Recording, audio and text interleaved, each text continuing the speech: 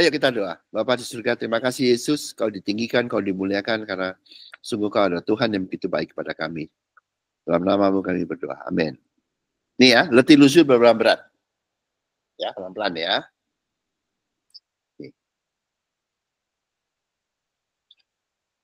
Udah terkenal ayatnya, kita bacain. Pada waktu itu berkatalah Yesus, aku bersyukur kepadamu Bapa, Tuhan langit dan bumi. Karena semua itu engkau sembunyikan bagi orang bijak dan orang pandai. Ya, tapi engkau nyatakan kepada orang kecil. Ya, ya Bapa, itulah yang berkenan kepadamu.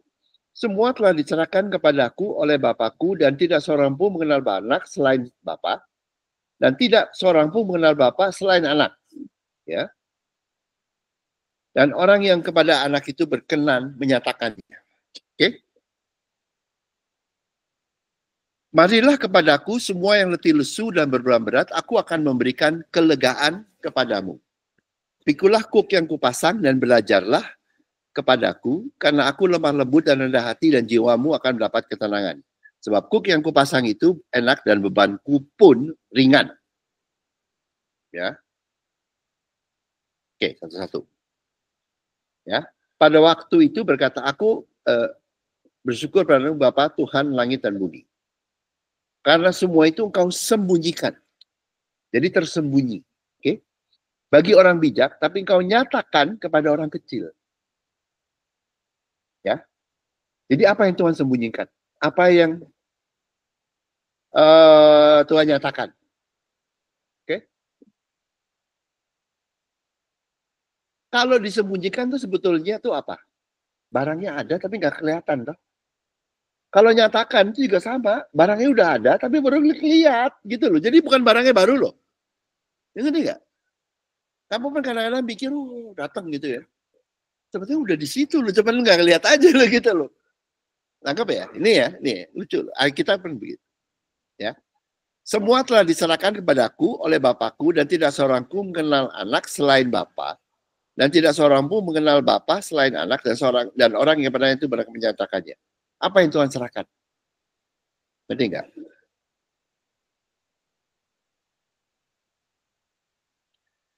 Siapa kau? Jadi semua telah diserahkan. Jadi semuanya udah di tangan Tuhan, Yesus. Udah di tangan Tuhan. Ya, apa itu? Yang Tuhan Bapa sudah berikan.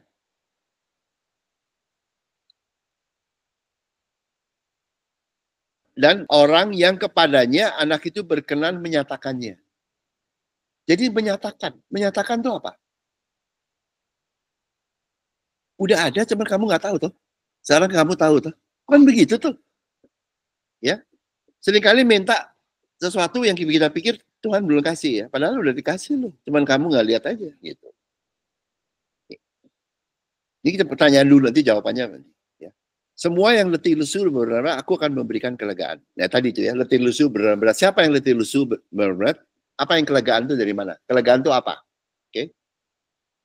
Nah satu-satu. Sebab kuk yang kupasang itu enak. Kuk itu apa? Ya. Bebanku pun ringan. Apa tuh beban? Ya. Ya, kita lihat nih satu-satu. Ya. Nah, sekarang kita lihat dari Matius 11 di atas sih, dari ujung. Dari depan saya cuma bawahnya. Sekarang saya bawa ke atasnya, ke Matius 11. Ya, satu. Nanti ya. Setelah Yesus selesai berpesan kepada ke-12 muridnya, pergilah ia ke sana untuk mengajar dan memberitakan Injil di dalam kota-kota mereka. Di dalam penjara Yohanes Pembaptis mendengar tentang pekerjaan Yesus Kristus. Lalu menyuruh murid-muridnya bertanya kepadanya, engkaukah yang akan datang itu atau haruskah kami menantikan orang lain? Yesus jawab mereka, pergilah dan katakanlah kepada Yohanes apa yang kamu dengar dan kamu lihat. Jadi Yohanes Pembaptis itu salahnya apa? Pakai otak. Hah? Bingung pakai otak. Lihat ya? Engkaukah yang bertanya? Ya, kaukah yang akan datang itu? Atau haruskah kami menantikan orang lain?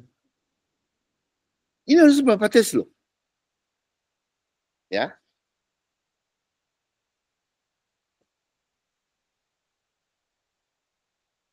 Jawab Yesus apa?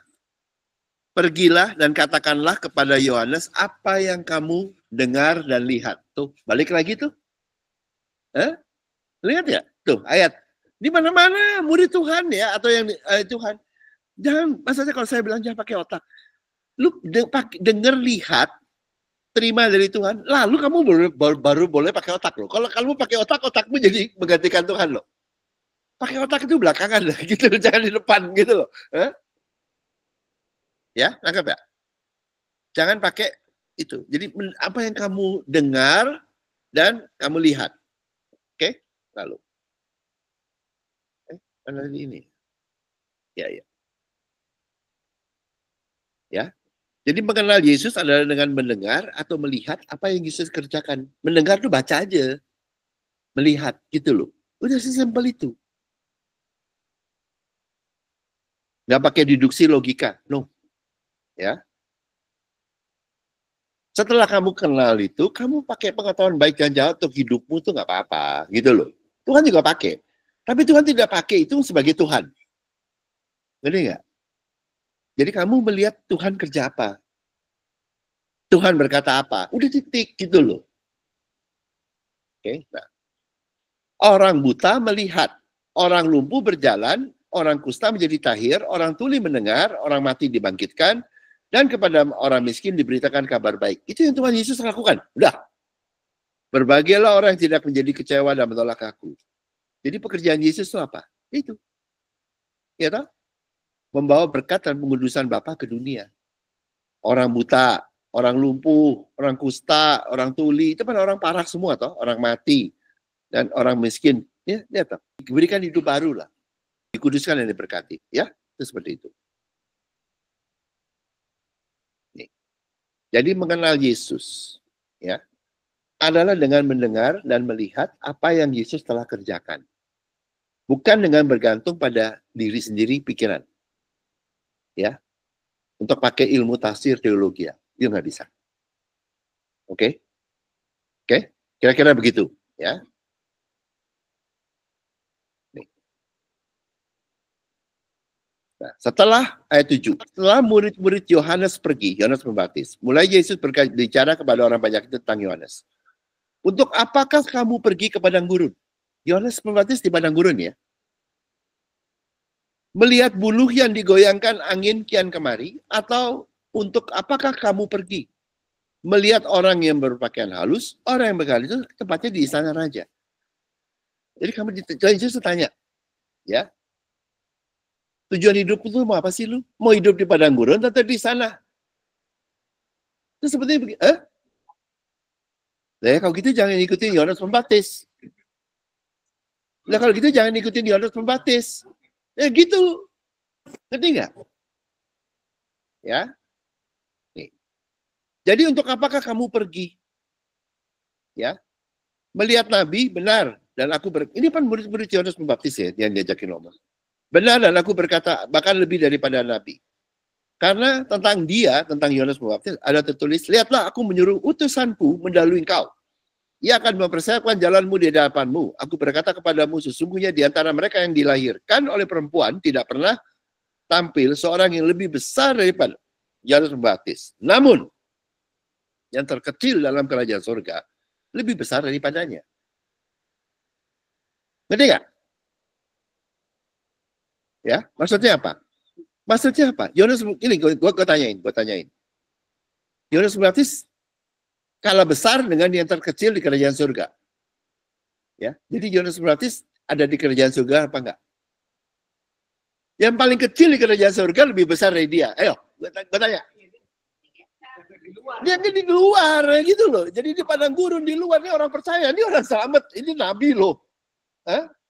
Tapi nggak di kerajaan surga. Iya dong, yang paling kecil di kerajaan surga lebih besar dari dia. Berarti dia apa di dalam? Hah? Dia nabi loh. Terbesar loh dari semua nabi loh. Iya.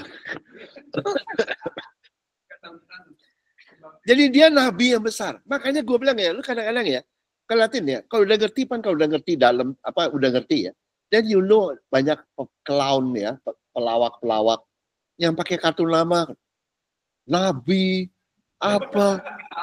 My God, gue bilangin kan ada lo gak, kalau yang sebagian di sini mungkin ketemu, kalau saya tahu itu pakai kartu lama, nabi, prophet, mati lu. Gue bilang sama aja dia mendeklarasi kebegoannya. Hah? Hah? Nabi yang paling gede aja gak dikerja surga lo. Udah gitu bangga lagi tulis kartu lama nabi. Gue bilang, dia sedang, gue bilang, dia lagi deklarasi dirinya gak di kerajaan surga. Hah?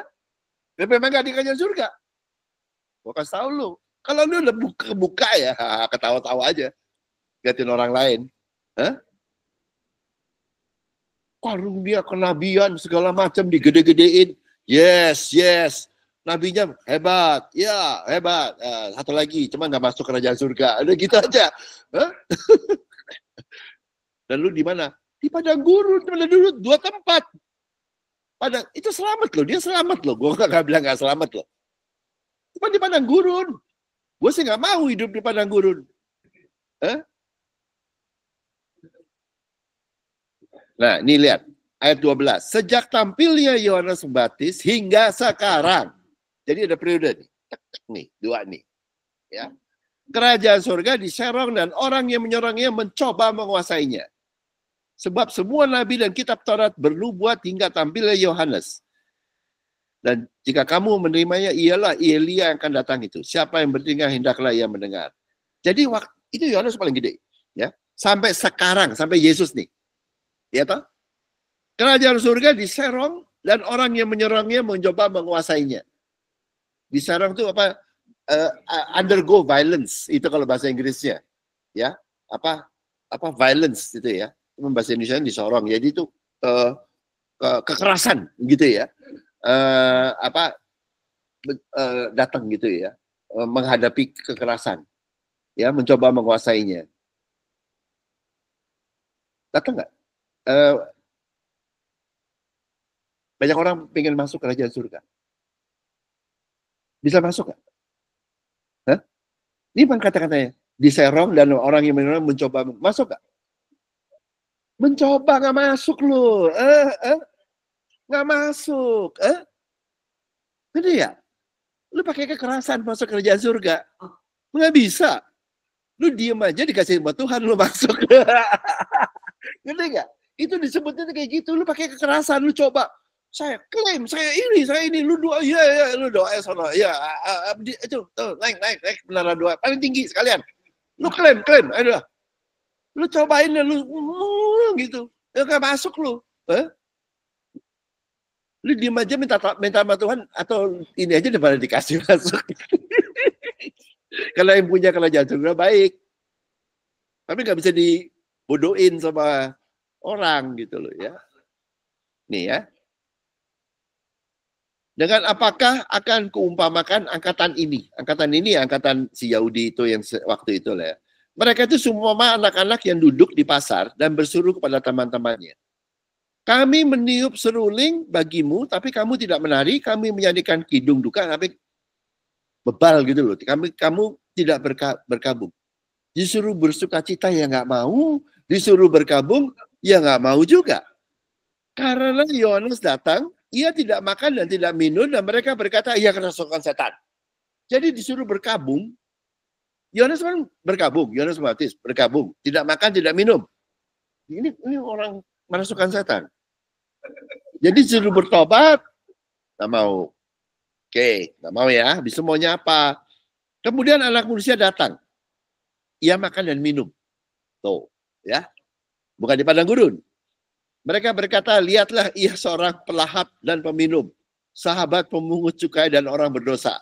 Tetapi hikmat Allah dibenarkan oleh perbuatannya. Jadi dia nolak juga. Diajakin makan dan minum, nggak mau. Diajak sama Yohanes Pembaptis, disuruh bertobat, dan dia nggak mau juga. Lu karape apa toh? Lucu lu Tuhan. Pakai iya, bacanya tuh. Tapi ya disayang, yang nolak ya orangnya disayang gitu, makanya nggak condemnation, cuman ya kayak manusia nih kasarnya gini, reason with me, berdebat, test me, reason with me, bahasa Indonesia apa tuh, berperkaralah dengan aku. Yang gila lu atau gue, kita katakan kan begitu. Yang di Yesaya toh, bukankah dosamu yang merah seperti kimirsi telah itu, ya. Yang gendeng tuh lu tuh gue, atau saya kan begitu tuh maksudnya. Lalu Yesus mulai mengencam kota-kota yang tidak bertobat. Sekalipun di situ ia paling banyak melakukan mujizat-mujizatnya, ya. Celakalah engkau Korazim, celakalah engkau Betsaida, karena jika di Tirus dan di Sidon terjadi mujizat-mujizat yang telah terjadi di antara kamu, kamu sudah lama mereka bertobat dan bergabung, tapi aku berkata kepadamu pada hari tanggungan Tirus dan Sidon, ya, akan lebih ringan daripada tanggunganmu. Jadi sebetulnya Tuhan tuh ya, kenapa? Yang tidak bertobat padahal di situ paling banyak melakukan mujizat. Jadi sebetulnya gini, ya, only one sign is given. Banyak orang cari mujizat, oke? Okay? Yang cari mujizat itu buta semua, karena sebenarnya one sign is given. Hanya satu tanda aku berikan, yaitu tanda Ninive, ya. Ya Tuhan adalah kasih, termasuk kepada orang yang berdosa seperti Ninive, gitu. Itu pun gitu. Jadi satu tanda Tuhan adalah kasih, ya. Ini semua, ya. Sidon dan Tirus itu nggak melihat kasih Tuhan Yesus datang dengan kerajaan surga mujizat. Mujizat itu sebetulnya jangan lihat mujizat. Tanda Tuhan adalah kasih. Ya, lu cari mujizat, lu nggak dapat atau lu nggak ngerti. Lu mesti lihat Tuhan adalah kasihnya di belakang mujizat itu. Ya, nah manusia zaman ini ngalamin banyak hal dari Tuhan, tapi matanya nggak bisa ngeliat. Gitu loh. Tirus dan Sidon itu nggak ngalamin. Jadi mereka tuh kena hancur. Ya tahu menderita. Tapi sebetulnya manusia di zaman ini yang menolak kasih Tuhan itu lebih buruk dari Tirus dan Sidon. Lebih buruk. Karena Tirus dan Sidon tuh nggak ngeliat. Tapi dia ya menderita gitu loh. Yang di sini udah ngelihat masih nolakin gitu loh. Ya. Dan engkau Kapernaum, apakah engkau akan dinaikkan sampai ke langit? Tidak, engkau akan diturunkan sampai ke dunia orang mati, karena jika di Sodom terjadi mujizat yang telah terjadi dengan kamu, kota itu tentu masih berdiri sampai hari ini. Tapi aku berkata pada hari penghakiman, tanggungan negeri Sodom akan lebih ringan daripada tanggunganmu. Ya. Jadi Sodom juga sama. Sodom Gomora, Sodom, ya, itu dia nggak ngelihat,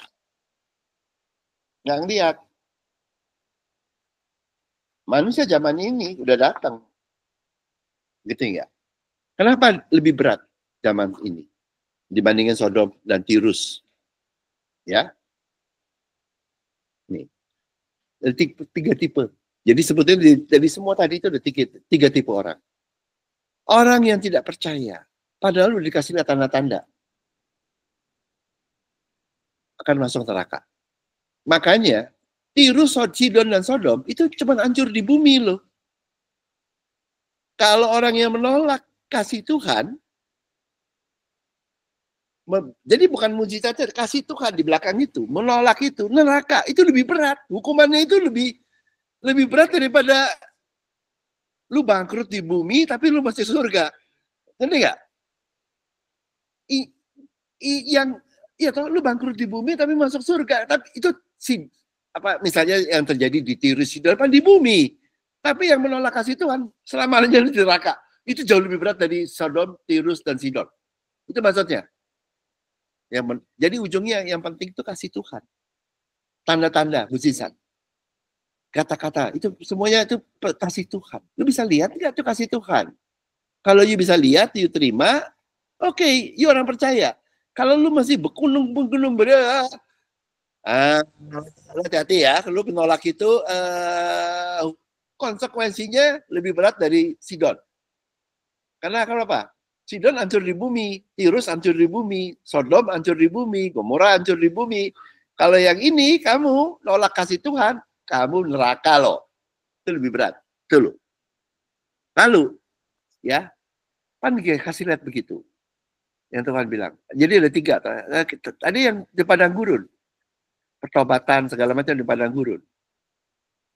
Itu orang percaya. nabi.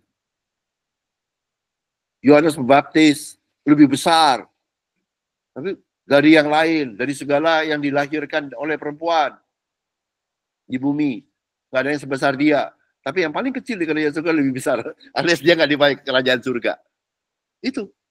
Banyak kan orang tuh agamawi, orang percaya tapi masih belum di kerajaan surga di bumi, masih hidup di padang gurun. Ya, hidupnya kayak gitu. Banyak puasa, kurang makan, kurang minum. Loh, bacanya kita begitu tuh. Ya, kalau yang percaya, yang menerima kerajaan surga di bumi, ya toh, ini mas sebetulnya udah bicara kerajaan surga toh, makan, minum, istana tadi toh, itu Yesus toh, benar nggak? Yang menerima kerajaan surga ini mempelai. Itu loh, Tuhan dibilang, gimana sih? Jadi kasarnya tuh, maunya apa? Itu sih mau di padang gurun atau mau di istana, kan begitu. Kalaupun di padang gurun ya oke deh, lu mesti selamat gitu ya. Ya toh? Kayak Yohanes. Tapi lu gak dengerin dia. Yang untuk masuk istana melalui anak manusia, melalui Yesus juga gak mau. Lu jadi maunya apa? Maunya nolak. Kalau nolak itu lu lebih berat daripada Tirus, Sidon, dan Sodom. Karena kalau nolak semuanya masuknya ke neraka. Itu maka 1, 2, 3. Itu begitu tuh kira-kira. Kita nomor 3 gitu ya. Nah, sekarang balik ke sini ya. Baru ini kan tadi di depannya tuh ayat-ayatnya tuh ya sampai ini. Oke. Tadi kan sampai ayat berapa tuh ya? 24. Nah, sekarang baru ke 25. Ya, saya terusin sekarang nih yang tadi yang kita baca. Aku bersyukur padamu Bapa, Tuhan, karena semuanya kau sembunyikan bagi orang bijak dan orang pandai. Tapi engkau nyatakan kepada anak kecil. Kalau bahasa Inggrisnya infants, dipakai kata infants, baby, infants, minum susu, ya. Jadi apa yang disembunyikan bagi orang pandai dan agama, tapi yang Tuhan nyatakan pada anak kecil. Cara masuk kerajaan surga, cuma tadi konteksnya situ. Disembunyikan bagi orang yang pakai otak. Tapi kau nyatakan kepada anak kecil. Anak kecil tuh cuma tahunya nerima tok tuh. Nerima aja tuh. Ngerti nggak? Menerima susu. Anak kecil nggak debatan tuh sama ibunya. Terima aja tuh. Nah itu. Jadi sembunyikan. Kenapa disembunyi bagi siapa sih yang disembunyikan? Orang bijak dan orang pandai. Jadi kasarnya kalau lu pakai otak lu untuk masuk kerajaan surga, lu pasti nggak bisa. Sebetulnya kerajaan surga ini di depanmu. Ngerti nggak? Tersembunyi. Kenapa? Yang salah bukan kerajaan surganya. Yang salah lu mau masuk pakai otak lu. Kan makanya tersembunyi bagi orang bijak dan orang pandai. Orang pandai itu apa? Otaknya toh yang pandai, bijak ya di otak toh. Lu pakai kehendak lu, pikiran lu ya nggak masuk lah lu. Ini ya? Begitu. Tapi engkau nyatakan pada orang kecil. Orang kecil itu bedanya apa? Anak. Sebenarnya bahasa ini bahasa orang kecil. Tapi kalau bahasa Inggrisnya lebih tajam. Infants gitu loh ya. Infants, anak kecil. Kepada anak kecil. Atau baby. Masuk tuh. Baby gimana? Minum aja, udah terima aja tuh. Ya? Tangkap nggak? Dia minum. You understand? Itu hari kedua. Tuhan memisahkan air yang di atas. Air yang liquid. Yang di bawah. Itu. Tahu nggak? Kalau yang air di bawah, pakai otak. Ini kita belajar bapak rohani kita sebelumnya. Bener. Gue pernah lihat di tempat, mana tuh sama Rosman dulu ke itu. Gila lu di bawah dipajangin. Santo, apa, saint, termasuk yang Katolik ya, Katolik. Wah, di mana tuh? Lupa tuh.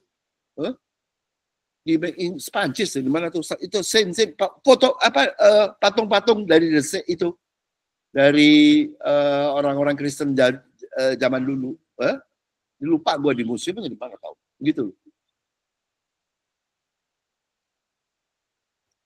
Jadi orang pun gitu, sampai sekarang pun santoin, diapain gitu. Udah deh, lu jangan obsesi sama orang. Itu kayak gitu tuh. Dia pakai otaknya tuh. Terus pakai agamawi, teologianya. Itu air di bawah semua tuh. Ini yang nomor 2. Kita nggak? Dia pakai cuman minum. Masuk kerajaan surga. Gitu loh. Tangkap nggak? Hari kedua. Tuhan memisahkan air yang di atas sama air yang di bawah. Kalau mau masuk kerajaan surga, nanti hari ketiga ya. Di kerajaan surga ini di hari ketiga. Ya. Nanti saya kasih lihat benang merahnya ya. Ya. Itu hari kedua. Itu kan tadi minum. Susu toh. Infant toh. Lo masuk hari kerajaan surga. Sesimpel itu. Belum gede ya, belum besar ya, belum besar. Ini baru anak kecil, baby. Jadi kalau di mata Tuhan, you hanya bisa bertumbuh nanti di kerajaan surga. Masuknya mesti dari baby, dari anak kecil. Caranya dengan menerima pesan, oke, masuk. Gitu loh. Nikmatinya belum, sembari ini waktu, gitu loh. Udah masuk dulu.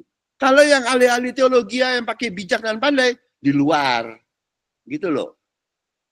Tangkap ya? Kira-kira. Semua telah diserahkan padaku oleh Bapakku. Apa yang Bapak miliki? Kekayaan Bapak itu apa sih? Ya kerajaan surga. Ya semua itu kerajaan surga. Kerajaannya. Dan isinya. Semua. Itu. Jadi kekayaan Tuhan itu apa? Ya kerajaannya. Ya kekayaan Tuhan. Itu semua diserahkan kepada Yesus. Dan tidak seorang pun mengenal Bapa selain anak dan pada orang. Jadi apa yang diserahkan? Kekayaan kerajaan surga. Itu loh. Oke, tangkap ya.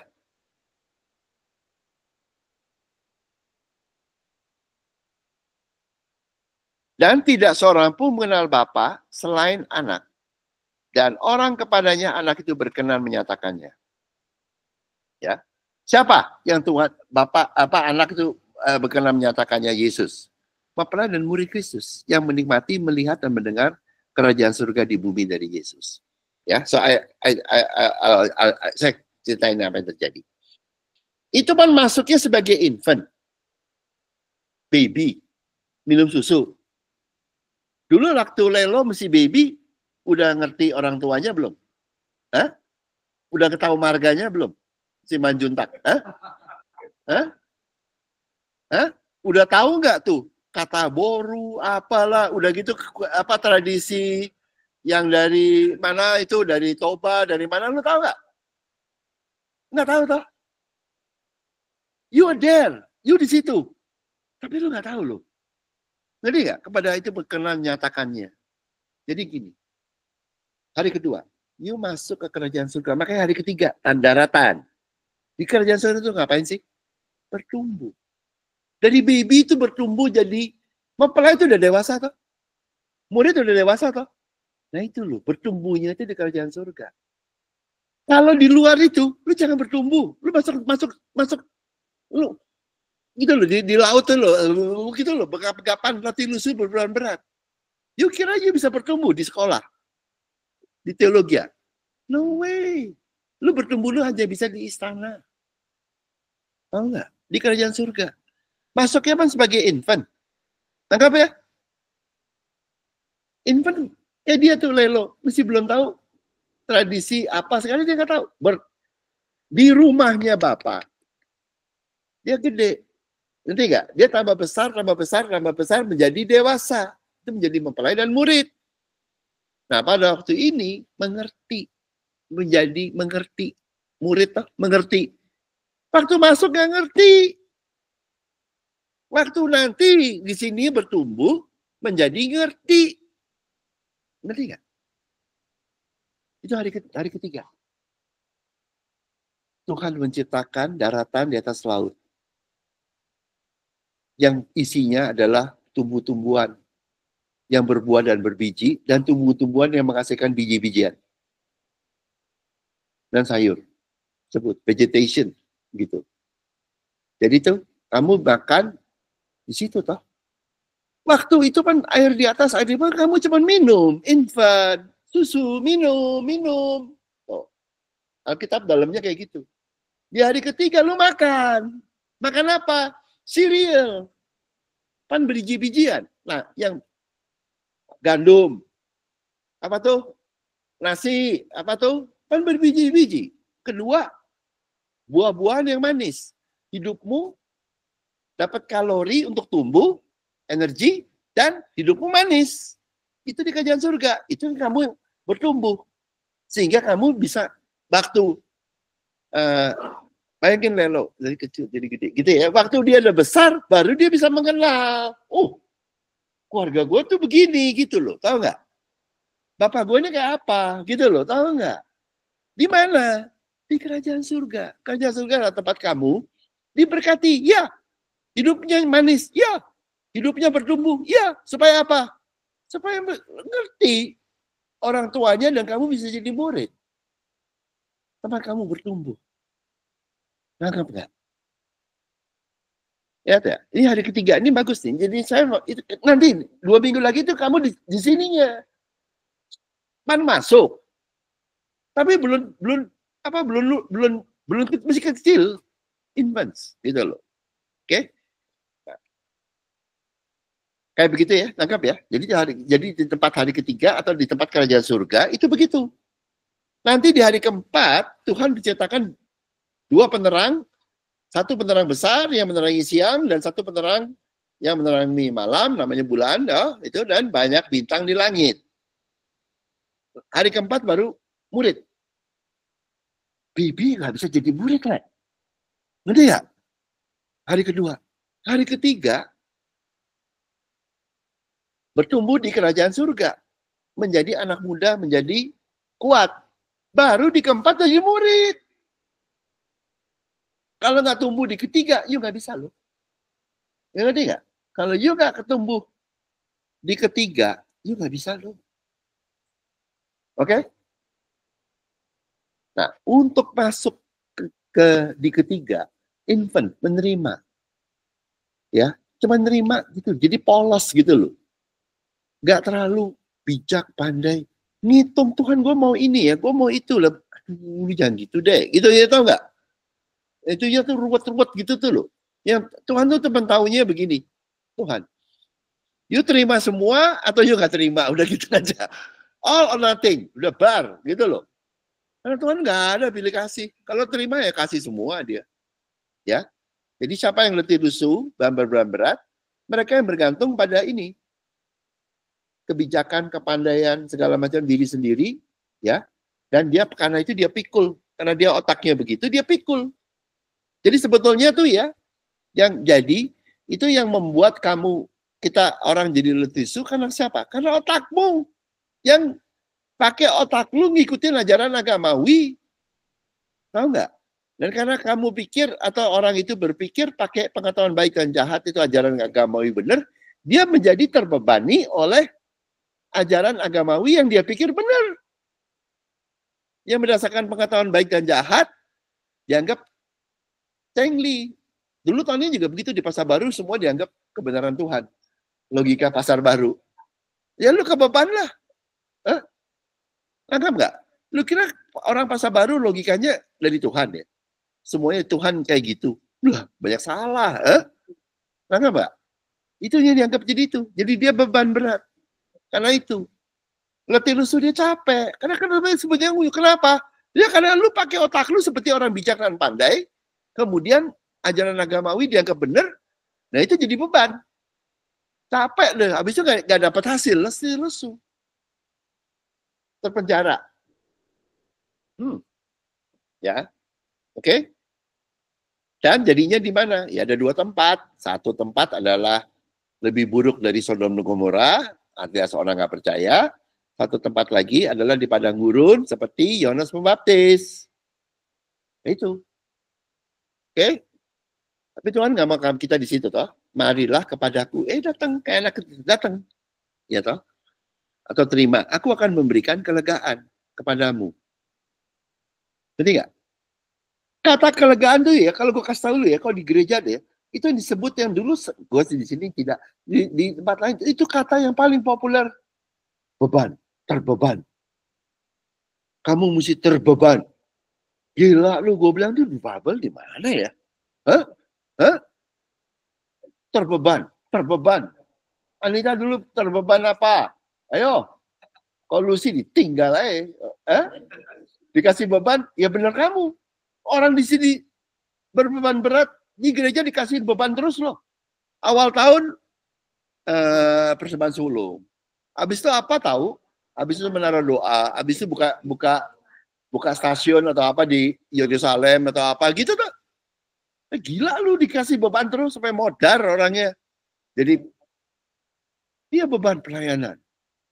Kamu udah selamat, kasihan yang itu. Kamu dibebani. Kasihan Indonesia.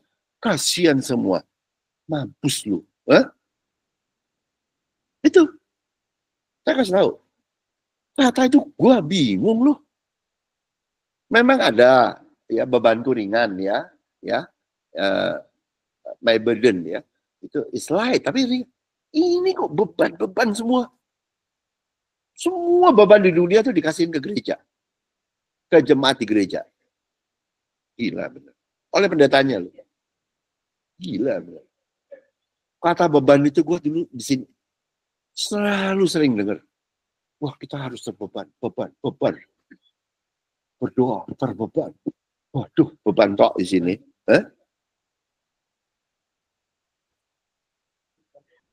Tinggal. Nanti tinggal aja. Ya. Nah, apakah kelegaan? Kelegaan itu jadi apa?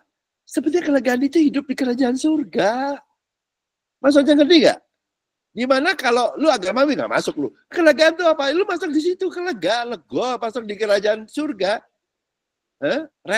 Resting di kerajaan surga. Ya, yang penuh berkat dan pengudusan. Kelegaan itu kenapa? Bebas dari poinnya kamu punya keterbatasan otak lu dan kekuatan otak kita. Gitu loh. Dan bebas dari lega. Dari beban. Agamawi. Bener loh. Awal tahun dimulai dengan beban. Lalu awal tahun, wah janji sulung, janji iman, janji whatever. Dibebani semuanya, udah matilah tuh gue lagi. Dari awal tahun, gue langsung mulain. Aduh, terus diulangin terus, gila. Iya. Kata beban man sering denger loh. Ampun dah. Too many time. Ampun dah. Sebab kuk yang kupasang itu ringan, enak, dan bebanku itu ringan. Iya, pikul salib tuh. Aduh, ampun dah.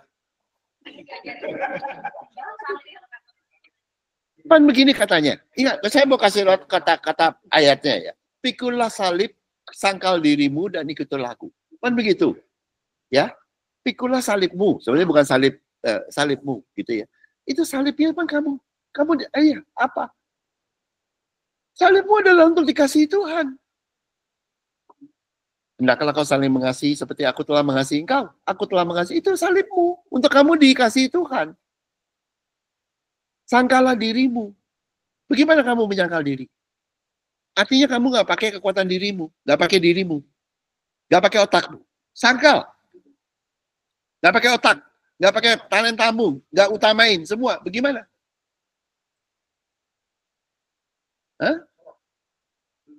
Hanya satu cara, bergantung pada kasih Tuhan. Nih, ya.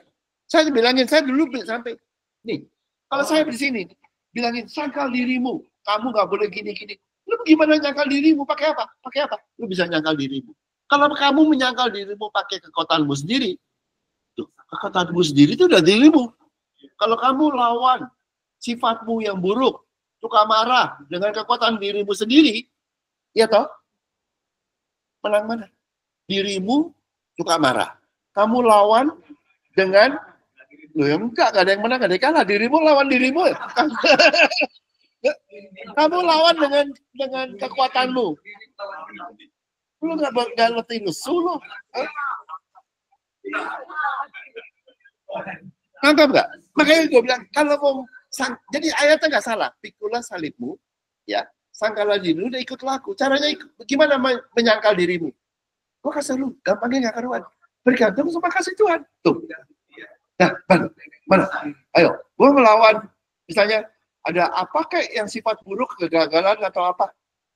Aku kan bergantung sama kasih Tuhan. Tuh, gue udah lawan, toh. Gue menyangkal diriku gak? Gue pakai gak kekuatan diriku? Gue bergantung sama kasih Tuhan. Mana? Jadi sebenarnya gampang. Bergantung sama kasih Tuhan. Dan itu menyangkal dirimu. That's the only way you bisa menyangkal dirimu. Menyangkal dirimu dengan puasa. Loh, ilalah. Lu pakai kekuatan diri sendiri untuk lawan diri sendiri. Kasih Tuhan. Kasih Tuhan. Dia begitu lu kasih Tuhan, itu urapan segala jalan sendiri. Gitu loh. Segampang itu menyangkal dirimu. Jadi nggak pakai tenaga. Tuh, pindah aja. Nih. Ini di diri. Sini. Bergantung pada kasih Tuhan. Hendaklah kau saling mengasihi seperti aku telah mengasihi kau. Tuh, aku telah mengasihi kau. Bergantung pada itu. Kemudian ikutlah aku. Ya toh? Ikutlah itu. Hendaklah kau saling mengasihi. Pakai apa? Paling nggak pakai dirimu. Pakai kasih Tuhan yang melimpah. Udah gampangnya nggak karuan. Itu simpel. Sebetulnya orang ngerti. Dan pakai otak. Sebenarnya bukan pakai otak sih. Nggak pakai otak. Cuman sebetulnya otak orang tuh goblok banget, tau nggak? Menyangkal diri pakai diri sendiri. Mana bisa? Udah dibilangnya sangkal dirimu. Loh, tapi kita berantem. Loh, kan dibilang sangkal dirimu loh.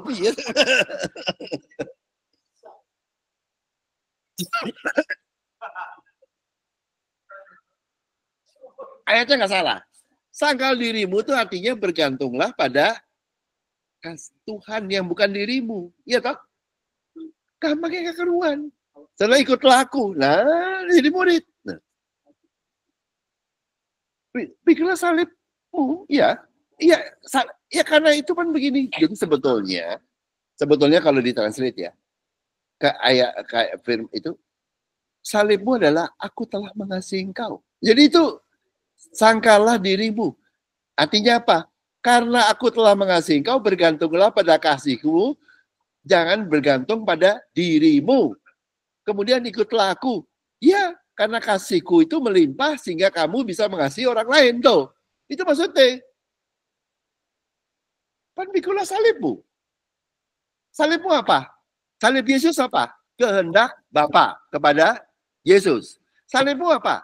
Kehendak Yesus kepada Sang-Bu. Kehendak Yesus apa? Yohanes 13 ayat 34, Yohanes 15 ayat 12. Hendaklah kamu saling mengasihi seperti aku telah mengasihimu. Perintah baru kuberikan padamu toh. A new commandment. Perintah baru kuberikan padamu. Lah itu. Kehendak Yesus apa? Ya itu perintah baru. Aku telah mengasihimu itu. Pikulah salibmu.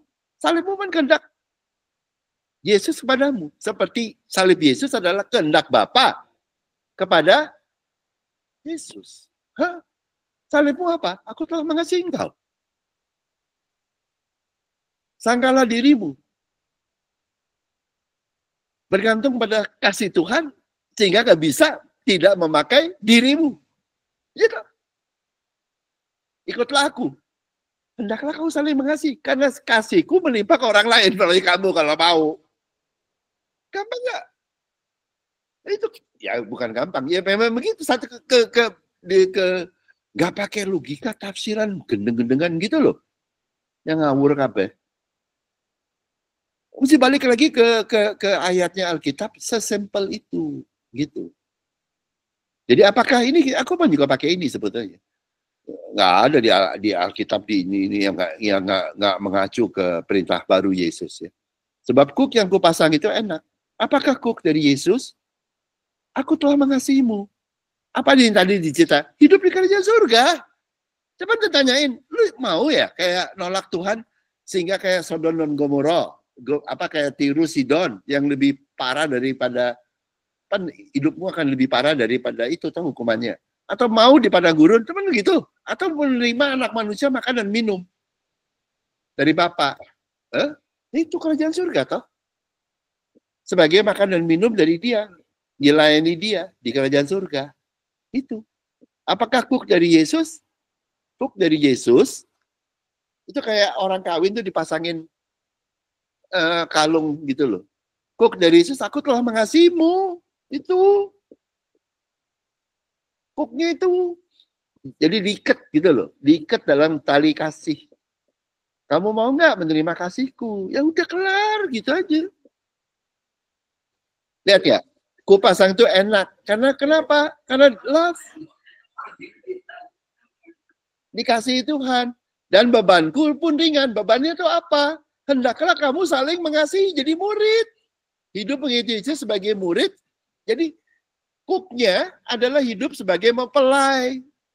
Dia kasihnya sebagai Yesus kepada mempelai melimpah untuk berkati orang lain, itulah bebanku. Beban Tuhan kepada Tangfu supaya berkat Tuhan itu melimpah juga kepada orang lain gitu loh. Bebanku pun ringan. Karena yang diberikan melimpah ke orang lain. Gitu. Tangkap nggak? Nah, jadi itu makanya kalau dibilang itu ya, ujungnya tuh, marilah padaku tuh masuk sebagai infan ke kerajaan surga, kemudian di kerajaan surga tumbuh diberkati menjadi mempelai dan menjadi murid. Yang dimana akhirnya mengerti itu enak dan menjadi murid ringan. Tuh. Dan you understand. Hari kedua, hari ketiga, dan hari keempat. Tuh. Hari kedua masuk ke kerajaan surga. Ngerti nggak? Iya beban itunya. Makanya hari pertama, jadilah terang. Anak, ciptaan baru, tidak ciptakan yang namanya ciptaan baru buta. Seperti, ngelihat gitu loh. Ciptaan baru. Ini kan bukan diciptakan sebagai batu yang nggak punya mata. Tuh. Yang kedua, infant, minum. Apa minum? Infant, anak kecil. Nyusu. Yang ketiga, kamu menjadi anak muda kuat di kerajaan surga, tumbuh. Dengan makan cereal, makan nasi, makan tepung dan buah-buah yang manis. Kamu tumbuh di situ. Jadi anak muda. Turunan-turunanku. Kalau di Yoel ya. Turunanku akan melihat apa begitu. Ya, itu turunan. Nah, nanti baru di hari keempat setelah turunan, jadi itu semua di kerajaan surga. Dari situ tumbuh jadi bapak. Gitu loh. Bapak itu apa? Yang udah ngalami segala sesuatu itu toh? Itu udah lihat, orang jadi percaya gara-gara firman Yesus melaliku gitu loh. Enggak, nyambung semua loh. Lu lihat Yoel, semua anak kecil, infant toh, ya akan punya vision gitu toh. Anak kecil punya vision, yang teruna itu akan kuat gitu. Bapak-bapak itu banyak mengalami, sudah ngalamin. Itu sama-sama. Nah, itu kalau lihat ya. Hari pertama baby, hari kedua anak kecil baby gitu loh. Bertumbuh, minum. Hari ketiga bertumbuh di kerajaan surga jadi anak muda. Sampai menjelang dewasa terus ya anak kecil. Keempat, murid-murid udah dewasa. Nyambung semua. Bingung ya, kebanyakan ya. Bisa nggak connecting the dot-nya dari nyambunginnya itu dari Kejadian, dari Joel, dari Matius, dari Yohanes, bisa nggak? Lihat, nyambung semua. Apa? Sama apa? Cuma tadi apalagi dari Matius 13. Sama lagi tuh yang bekat kerajaan surga. Ya, jadi panggilannya itu gitu. Makanya kita dipanggil di situ, infant. Nah, itu waktu itu makanya pengudusan dulu. Waktu kamu udah terima, makanya yang satu yang menghambat ya orang tuh untuk di kerajaan surga. Itu kalau kamu masih berasa ya, saya berdosa gitu-gitu ya. Waduh, lu belum di kerajaan surga deh, gue kasih tahu. Karena dosamu itu menjadi pengetahuan baik dan jahat yang membilang kamu dosa itu mesti menjadi Tuhanmu. Kalau Tuhan adalah Tuhan yang benar adalah Tuhanmu, dia bilang, aku menguduskanmu, aku udah ampunimu. Makanya kan yang saya bilang di berapa tuh Yohanes berapa 4 ya, 19-20 ya.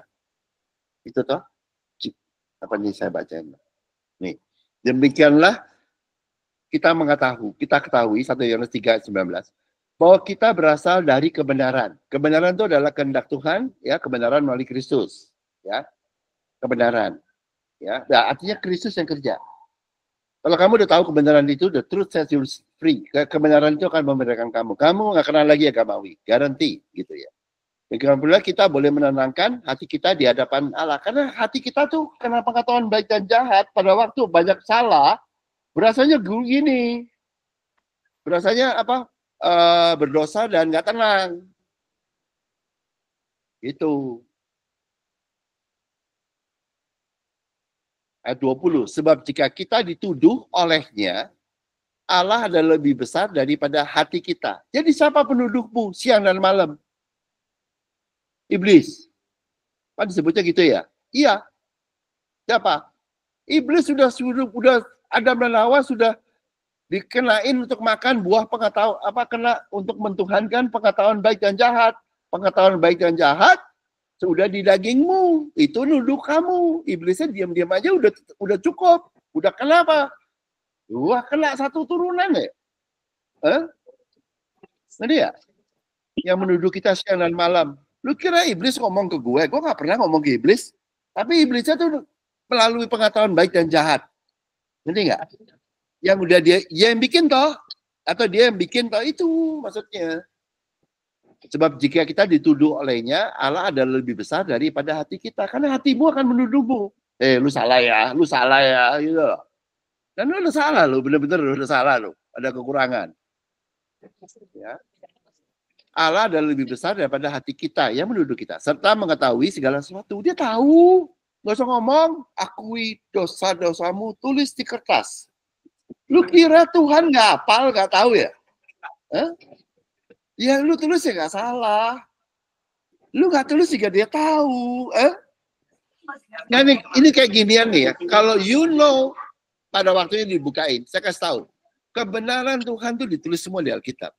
Semua doktrin gereja yang ngaco itu sebetulnya yang benar itu ada. Kayak tadi nih, suruh ini gua kasih tahu lu.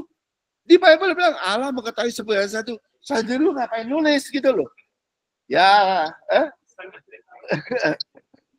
tadi ya, itu melawan doktrin manusia yang bilang harus ditulis itu loh. Semuanya kalau Alkitab itu ya, kalau Revelation ya, semua doktrin itu nggak bullshit, semua itu nggak ada gunanya. Tahu nggak? Udah dijawabin semua ya. Nih, saudara-saudaraku yang kekasih, ya itu ya, love, ya toh. Jikalau hati kita tidak menuduh kita, maka kita punya keberanian percaya untuk mendekati Allah. Kalau lu masih berasa tertuduh, gua kasih tahu lu nggak punya iman. Kenapa? Loh, kamu salah. Iya tahu, tetangga lu juga tahu, pembantu lu tahu, suami lu tahu, istri lu tahu, anak lu tahu, lu juga tahu. Lu gak usah ngomong juga tahu. Kamu manusia banyak salah. Berarti itu pengetahuan baik dan jahat yang utama. Tuhannya mana? Kan nggak ada. No. Tapi kalau makanya kayak begitu. Tapi kalau ada Tuhannya kita ada, Tuhan ada. Saudaraku yang kekasih itu dikasih Tuhan. Jikalau hati kita tidak menuduh kita, kenapa? Udah tahu diampuni. Dikuduskan, hari ke-7. Dikuduskan itu artinya apa?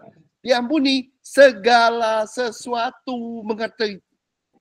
Yang ngampuni itu apa? Mengerti semua dosamu.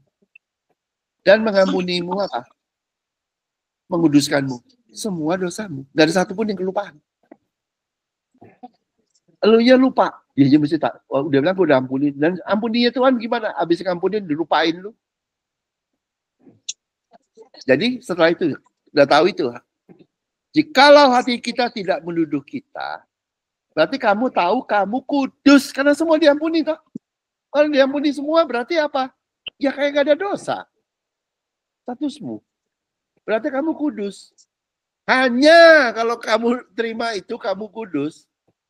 Jikalau hati kita tidak menuduh kita, maka kita mempunyai keberanian percaya untuk mendekati Allah. Itu baru kamu iman. Kalau jagalah keselamatan. Buset. Lu belum punya iman.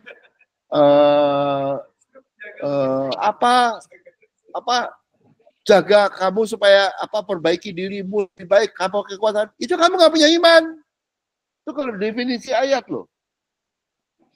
Semua kekuatan sendiri. Imanmu atau bukan iman ya, percayamu kepada kekuatan dirimu, bukan pada Tuhan. Itu bukan iman. Itu ajaran iblis. Tahu nggak? Maka kita mempunyai keberanian percaya untuk berarti ke Allah. Lalu, ya tahu, jadi dari pengudusan itu, karena tahu Tuhan menguduskan, kamu jadi punya benar-benar itu namanya iman. Hidupmu nggak bergantung pada dirimu, maksudnya bukannya sedang berdosa, bukan, tapi nggak tergantung pada itu, performancemu, prestasimu, ya toh. Lalu ayat 22, dan ya mendekat, dan apa saja yang kita minta, kita memperoleh daripadanya, karena kita menuruti segala perintahnya dan buat apa yang berkenan kepadanya. Tuh. Apa saja. Jadi setelah pengudusan, karena dan terima itu, sehingga jadi itu namanya percaya, atau nerima pengudusan Tuhan itu, semua berkat Tuhan itu datang tuh.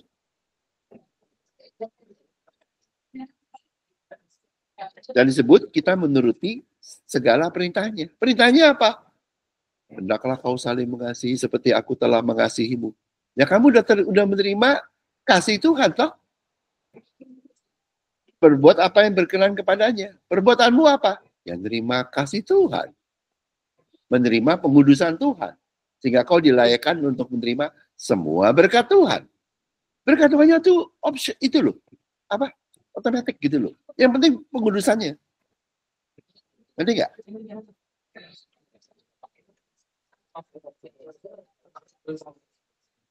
Ya, itu seperti itu.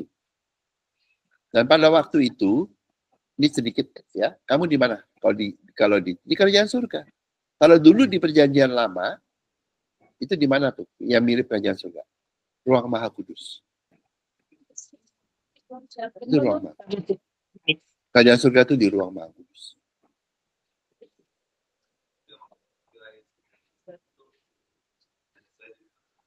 Jadi satu. Ruang Maha Kudus, di mana Tuhan hadir. Di kerajaannya. Apa yang di kerajaan surga? Kan ada takhta Allah, toh? Cherubim semua situ, toh? Habis itu apa? 3 pemberontakan manusia didudukin sama Tuhan tuh di dalam tabut perjanjian, toh? Janji Tuhan menutup atau pengudusan Tuhan menutup segala dosamu. 3 dosa manusia, toh? Mengikuti jalan diri sendiri, mengikuti agamawi, dan mengikuti nabi palsu. Ditutup di dalam tabut perjanjian, toh? Di dalam janji Tuhan, di dalam rencana Tuhan, di dalam kehendak Tuhan, yaitu yang menguduskanmu. Tutup. Udah, kamu itu orang Maha Kudus. Waktu kamu 1 Yohanes 3 ayat tadi berapa tuh 19 sampai 22, itu kamu tuh di ruang Maha Kudus, cara masuknya tuh begitu. Dengan cara menerima atau mengerti pengudusan Tuhan, udah selesai. Terus nggak berasa salah lagi. Kalau you masih berasa bersalah, wah lu hati-hati lu lagi jalan-jalan keluar dari kerajaan surga lu. Gue serius gue ngomong. Kalau you udah di situ, udah dapat segala macam, otomatis, Andreas gak usah diminta, dipikir apa juga dapat tuh. Karena Tuhan itu memberkati hari ke-7. Semua. Oke, kita tutup ya. Bapak, terima kasih ya Tuhan karena kebaikan-Mu. Terima kasih ya Tuhan karena Kau selalu setia pada kami. Pujilah nama-Mu, dalam nama-Mu kami berdoa. Amin.